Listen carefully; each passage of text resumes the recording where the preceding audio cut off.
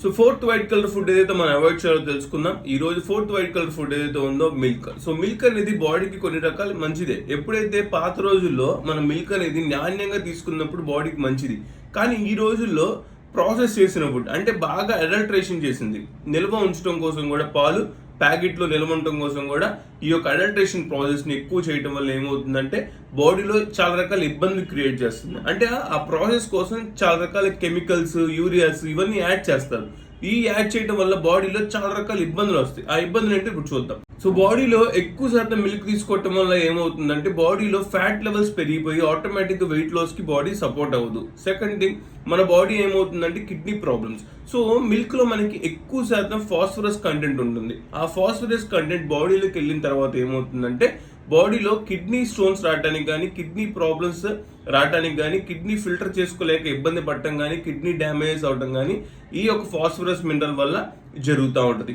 And next thing ఏంటంటే milk adulteration process. ఇందా మనం చెప్పుకున్నట్టుగా మిల్క్ బాగా నిల్వ ఉండటం కోసం యూరియాస్, కెమికల్స్ ఎక్కువ యూజ్ చేయడం వల్ల ఏమవుతుందంటే మన బాడీలో లివర్ ప్రాబ్లమ్స్ వస్తూ ఉంటుంది. ఎప్పుడైతే ఈ లివర్ మన బాడీలో మెటబాలిజం బూస్టింగ్ జరిగేటప్పుడు యూరియా నార్మల్గా స్ప్రెడ్ చేస్తుంది. కానీ ఎప్పుడైతే బాడీలో యూరియా కంటెంట్తో ఉన్న ఫుడ్ని మన బాడీకి ఇచ్చాము అంటే లివర్ ప్రాబ్లమ్స్ ఆటోమేటిక్గా ఇంక్రీజ్ అవుతుంది. అలాంటి కండిషన్స్లో మన బాడీ లివర్ ఏమవుతుందంటే నాన్ ఆల్కహాలిక్ ఫ్యాట్ లివర్ కింద మారిపోతుంది. కొన్ని రకాల ఇబ్బందులు మళ్ళీ హెపటైటిస్ ఏ అని చెప్పేసి హెపటైటిస్ బి ఇట్లాంటి ప్రాబ్లమ్స్ అన్ని కూడా లివర్ మీద ఇబ్బంది పడుతూ ఉంటుంది అనమాట. ఎక్కువగా ఫ్యాట్ ఉన్న మిల్క్ తీసుకున్నప్పుడు అండ్ ఎక్కువగా కెమికల్స్ అడల్ట్రేషన్ చేసిన ప్రాసెస్ చేసిన మిల్క్ తీసుకున్నప్పుడు ఏమవుతుందంటే సో లేడీస్ అయితే తొందరగా మెచ్యూర్ అయిపోతున్నారు. కొంతమందికి గైనిక్ ఇష్యూ ప్రాబ్లమ్స్ ఉంది, కొంతమందికి పీసీఓఎస్ ప్రాబ్లమ్స్ ఉంటున్నాయి. అండ్ అదే విధంగా మన డైజెస్టివ్ సిస్టమ్ కూడా సరిగ్గా జరగక మనకి గ్యాస్ట్రిక్ ప్రాబ్లమ్స్ వస్తూ ఉంటుంది. కడుపులో నొప్పి, అబ్డామినల్ పెయిన్ ఎక్కువ వచ్చినప్పుడు మనకు అర్థం కాదు, ఎలాంటి నీరసంగా ఉండిపోతూ ఉంటుంది. సో ఏం చేయాలో అర్థం కాదు, ఫుడ్ తీసుకోలేము, ఫుడ్ తీసుకుని డైజెస్ట్ అవ్వదు. ఇలాంటి ప్రాబ్లమ్స్ నుంచి మనం బయటపడాలంటే ఎక్కువ ఫ్యాట్ ఉన్న ఫుడ్ని అవాయిడ్ చేయాలి. అండ్ అదే విధంగా ఈ యొక్క మిల్క్లో ఎక్కువ అడల్ట్రేషన్ ప్రాసెస్కి సంబంధించి ఉంది కాబట్టి దాన్ని అవాయిడ్ చేయగలిగితే చాలా మంచిది. లాస్ట్ థింగ్ ఏంటి అంటే టాక్సిన్స్. సో ఎప్పుడైతే మిల్క్లో ఇలాంటి కెమికల్స్ ఉన్న ఫుడ్ అండ్ ఇలాంటి యూరియాస్ ఉన్న ఫుడ్ మన బాడీకి ఎక్కువ ఉన్నప్పుడు ఏమవుతుందంటే మన బాడీలో ఫ్రీ రాడికల్స్ అంటారు, అంటే డిసీజ్ ఓరియంటెడ్ సెల్స్. మన బాడీలో కొన్ని కోటాను కణాలు ఉంటాయి.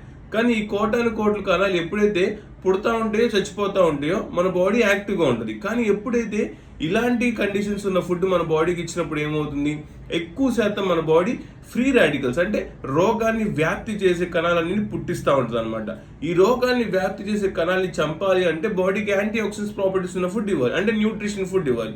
ఎప్పుడైతే ఇలాంటి ప్రాపర్టీస్ ఉన్నప్పుడు ఫుడ్ ఇస్తున్నప్పుడు ఏమవుతుందంటే మన బాడీలో ఇమ్యూనిటీ పవర్ తగ్గిపోయి ఎక్కువ రకాల వేరే వేరే సమస్యలు రావడానికి సపోర్ట్ అవుతుంది అనమాట. సో ఇప్పుడు చూడండి, మన మిల్క్ అనేది బాడీకి చాలా మంచిదని ఫీల్ అవుతారు. కానీ ఈ యొక్క మిల్క్ వల్ల బాడీకి ఎన్ని రకాల ఇబ్బంది క్రియేట్ అవుతుందో చూస్తున్నారు కదా. సో ఇలాంటి మోర్ ఇన్ఫర్మేషన్ కోసం అండ్ ఇలాంటి మోర్ టిప్స్ కోసం do follow me. Thank you so much.